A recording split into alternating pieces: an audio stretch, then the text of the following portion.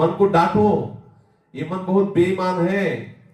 जब किसी को शराब पहली बार पीते हुए देखो तो ऐसे कहता, ऐसे मन कहता नहीं, और वो पीता, और फिर एक दिन उस घर में थप्पड़ मार करके पैसे लेकर के फिर जाता है पीने।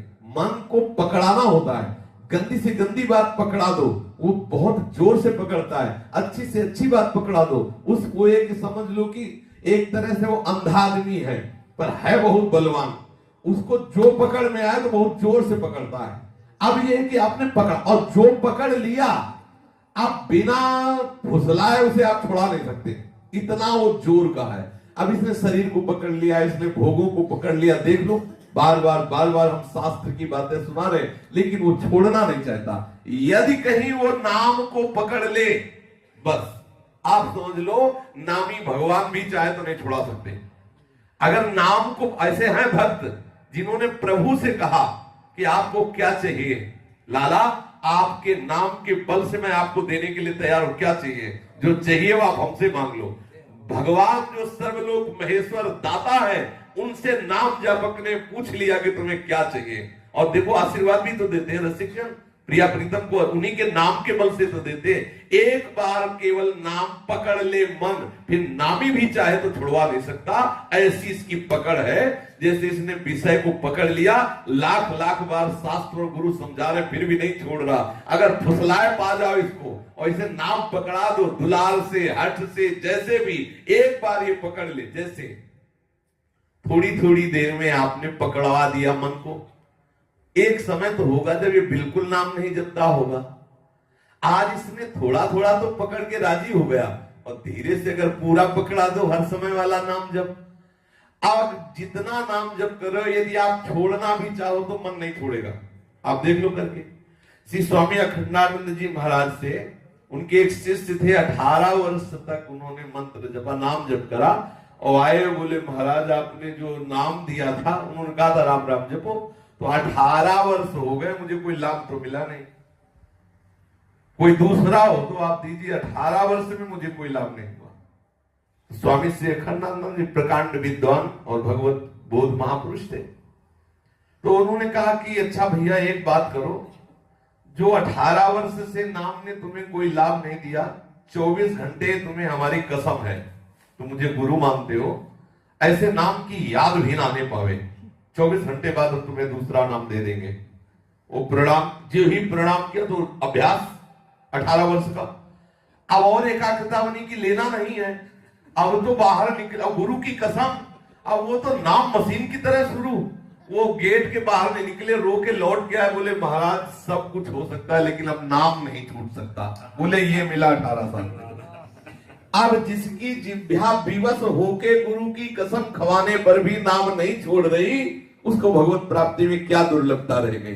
तू धैर्य पूर्वक रहे, तेरे प्रारब्ध का, कर्म संस्कारों का नाश हो रहा है, निश्चित तुझे भगवत प्राप्ति हो जाएगी। तो हम नाम को पकड़ा दे तो देखो इतना वो ईमानदार है कि जितना पकड़, सच्ची मानिए, जितना आपने पकड़ा दिया उतने पे आप भी छोड़ना चाहे तो आपको जलाना शुरू कर देगा। अगर 24 घंटे में 30 मिनट आपने मन को सिखा दिया है नाम जप करना, और उस समय कोई भी आ जाए तो आपके मन को खुद बुरा लगेगा, और लगेगा इसी 30 मिनट में तुम्हें मरना था क्या, यही लगेगा कि इसी 30 मिनट में तुम्हें आना, सारा व्यवहार इसी 30 मिनट में। वो मन जो है उतने में बर्दाश्त कर लिया नाम को, तो अब अन्य बर्दाश्त करे। और सही मानिए जिस दिन आप इसे 24 घंटे में राजी कर देंगे तो बहुत ही बढ़िया वस्तु है मन। एक बार इसे प्रभु में लगा दीजिए, और एक बार प्रभु में लग गया तो फिर हटने वाला नहीं। जागृत स्वप्न सुसुप्ति स्फुरत में राधा पदार्थ छटा, ऐसी दिव्य, ये मन बहुत बड़ा सहायक है और मन बहुत बड़ा दुश्मन है। यदि इसको गंदी बातों में लगा दिया तो इससे बड़ा नीच और दुश्मन कोई नहीं है, और इसे भगवत चरणारविंद में लगा, इससे बड़ा कोई नहीं है, हमारा सहयोगी, हमारा मित्र, हमें आनंद देने वाला। इसलिए हम अपनी गलती को माने और मन को अच्छे मार्ग पर लगाएं। थोड़े दिन ये हो सकता है पूर्वाभ्यास में सबको गलत सलाह देता रहे, जिस दिन ये पकड़ लेगा पूरा नाम उस दिन छोड़ेगा नहीं, विश्वास मान लीजिए। अपने लोग इसी मार्ग से आए हैं। एक बार इसे ठीक से समझ में आ जाए कि जीवन ही नाम है, नाम ही जीवन है, फिर आप इसका चमत्कार देख लीजिए। भरी सभा में बात करते हुए बड़ी चतुराई से नाम जप लेगा। ये बहुत कलाकार है, बहुत चतुर है, बहुत समर्थ है।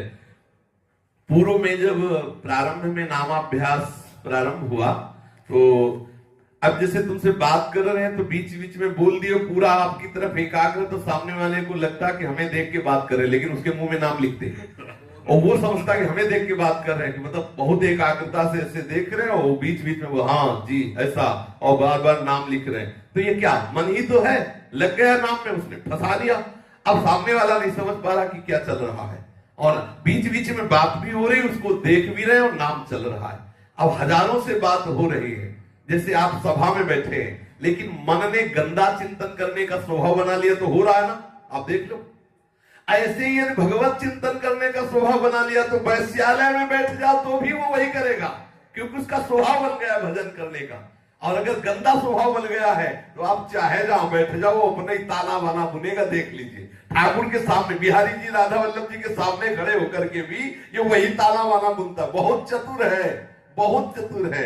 अगर भजन में लग गया तो गंदी से गंदी जगह में भी भगवदाकार वृत्ति कर देगा, और अगर बुरी आदत में लग गया तो बड़े बड़े महामहिमा में धामों में भी बुरे आचरण करवा देगा। बड़ा विचित्र देवता है, इसे फुसला लो, इसे डांट के दुलार के जैसे बने इसको सतमार्ग में लगा दो। यही जीवन का हमारे सबसे बड़ा धर्म है, यही जीवन का सबसे बड़ा कर्तव्य है कि हम अपने मन को फुसलाए पा जाए।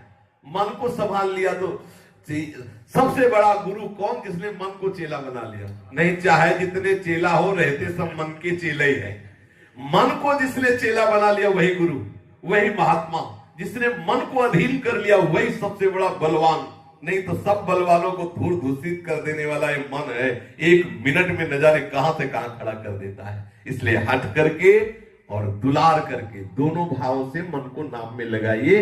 एक बार ये पकड़ लेगा तो कभी नहीं छोड़ेगा, इसका स्वभाव ऐसा है।